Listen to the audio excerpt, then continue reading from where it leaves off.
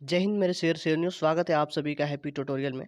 आज है 19 मई और आज के कुछ महत्वपूर्ण करंट अफेयर्स और उनसे रिलेटेड प्रश्न को देखेंगे। यह फूल पत्ती वाली कुमार गौरव सर की क्लास आप सभी के सभी प्रतियोगी परीक्षाओं को नस्तेनाबूद करने के लिए बेहद ही महत्वपूर्ण क्लास है। अंत तक बने रहिए। यदि आपको इस वीडियो की PDF चाहिए तो आप डिस्क्रिप्शन बॉक्स में ले सकते हैं या फिर आप happy tutorial Telegram channel join कर लिए, जिसमें आपको डेली PDF प्रोवाइड की जाती है। आइए स्टार्ट करते हैं। आज का हमारा मोटिवेशनल कोड है कि लश्कर कितने भी क्यों न हो, हम घुटने नहीं टेकेंगे, क्योंकि हमारी रगों में खून नहीं जुनून दौड़ता है। आइए स्टार्ट करते हैं। आज का हमारा पहला प्रश्न है कि प्रतिवर्ष विश्व दूरसंचार और सूचना समाज दिवस कब मनाया जाता है। दूरसंचार और सूचना समाज दिवस कब मनाया जाता है? तो यह हर वर्ष 17 मई को मनाया जाता है। हर वर्ष 17 मई को मनाया जाता है और सन 2006 में यूएनओ ने दूरसंचार और सूचना समाज को मिलाकर एक कर दिया था। आइए कुछ आगे देखते हैं महत्वपूर्ण पॉइंट से। TRAT की स्थापना किस अधिनियम के तहत हुई थी? तो यह 1997 के अधिनियम के तहत हुई थी। 5G टेस्ट परीक्षण की किस IIT द्वारा किया गया? तो यह किया गया IIT मद्रास द्वारा इसका परीक्षण किया गया। नेशनल टेक्नोलॉजी डे कब मनाया जाता है? तो 11 मई को मनाया जाता है। आगे प्रश्न है कि आगे प्रश्न है मई 2022 में ब्राज़ील में आयोजित डेफलिप 2022 में भारत पदक तालिका में कौन सा स्थान रहा भारत का? तो 9वां स्थान रहा। यह 24वें क्रम का था और कुल पदक भारत ने जीता है 16 पदक। पहले स्थान पर रहा यूक्रेन और इसने कुल पदक की संख्या है 138।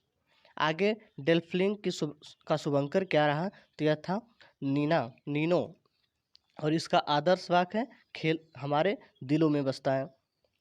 आगे टोक्यो ओलंपिक का शुभंकर क्या है? तो टोक्यो ओलंपिक का शुभंकर था मिराई तोबा और टोक्यो पैरा ओलंपिक का शुभंकर है सोमेटो और खेलो इंडिया यूथ गेम का शुभंकर था धाकड़। खेलो इंडिया यूनिवर्सिटी का गेम का शुभंकर है बीरा। खेलो इंडिया यूनिवर्सिटी का शुभंकर है बीरा। आगे देखते हैं बीजिंग शीतकालीन ओलंपिक का शुभंकर क्या था? बीजिंग ओलंपिक शीतकालीन शुभंकर है विंग ड्वेन।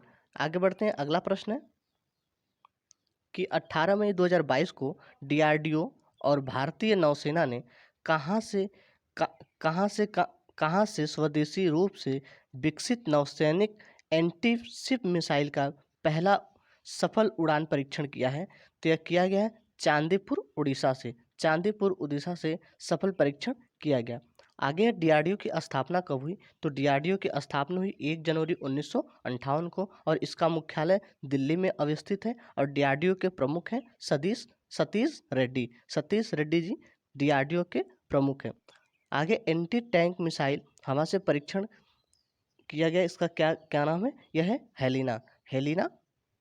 आगे देखते हैं INS सूरत और INS उदयगिरी क्या है? तो ये एक युद्ध पोत है INS सूरत और INS उदयगिरी। INS सूरत और INS उदयगिरी युद्धपोत है, जबकि INS वागिर एक पनडुब्बी है जिसका निर्माण अभी चल रहा है।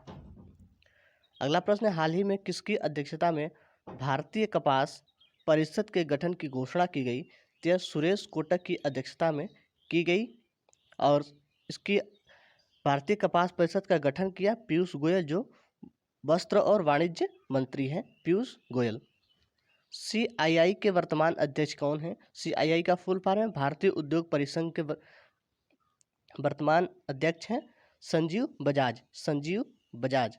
कपास का उत्पादन कौन सी मिट्टी में सबसे ज़्यादा होता है? तो काली मिट्टी में सबसे ज़्यादा होता है। सेंट्रल कॉटन रिसर्च कहाँ है? तो यह है नागपुर में है। गोल्डन फाइबर किसे कहते हैं? जूट को कहते हैं सुनहरा रेशा। गोल्डन फाइबर जूट को। भारत का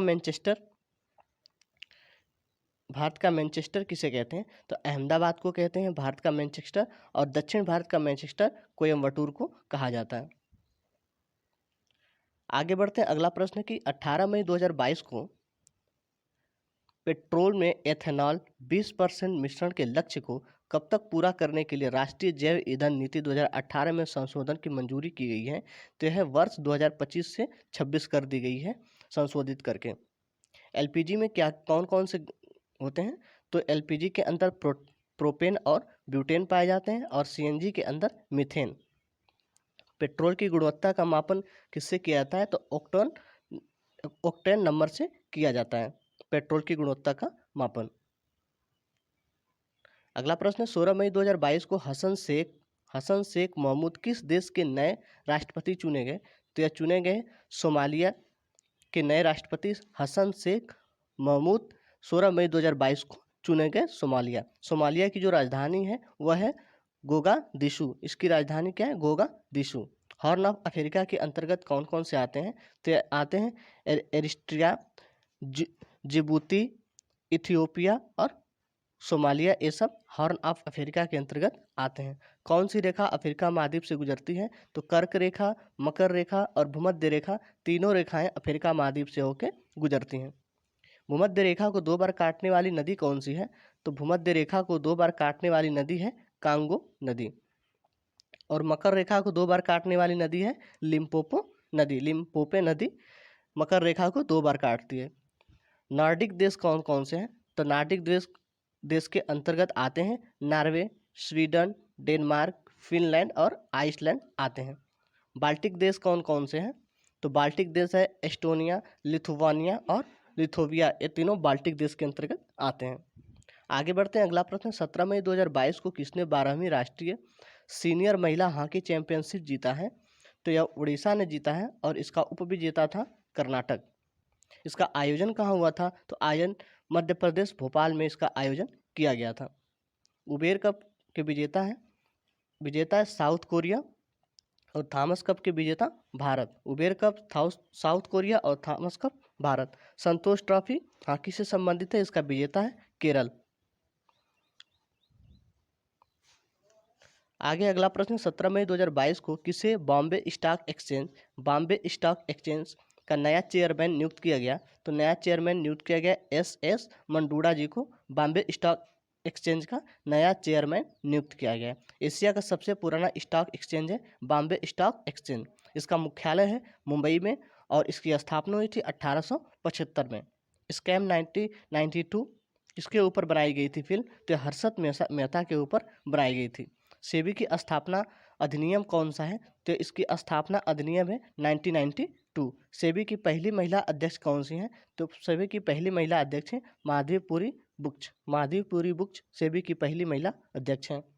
आगे 16 मई 2022 को राष्ट्रीय रामनाथ कोविंद ने कहाँ पर भारत जमैका मैत्री उद्यान का उद्घाटन किया है? तो किया है किंगस्टन में किया गया है, जिसमें इन्होंने पहला चंदन का पौधा लगाया। सलमा बाग, शहतूत बाग, फ्रेंडशिप डैम का निर्माण किसके द्वारा किया गया?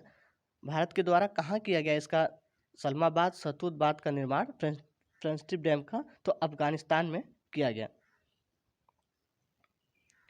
अगला प्रश्न 16 मई 2022 को कौन माउंट एवरेस्ट को 16वीं बार फतह करने वाले पहले गैर नेपाली नागरिक बन गए हैं?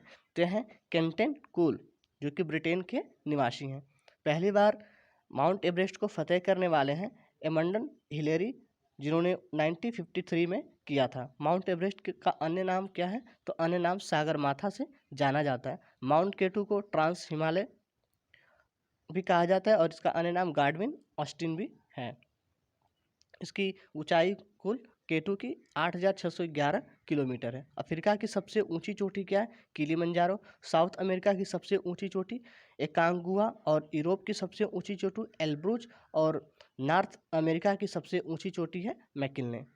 आगे और लास्ट पॉइंट है कि डॉक्टर कमल बाबा अमेरिका के राष्ट्रीय विज्ञान अकादमी के लिए चुने गए। धन्यवाद। अगर आपको वीडियो पसंद आए तो दोस्तों में शेयर करें, लाइक करें और चैनल को सब्सक्राइब कर लें, क्योंकि आपको डेली के अपडेट्स मिलते रहें। धन्यवाद।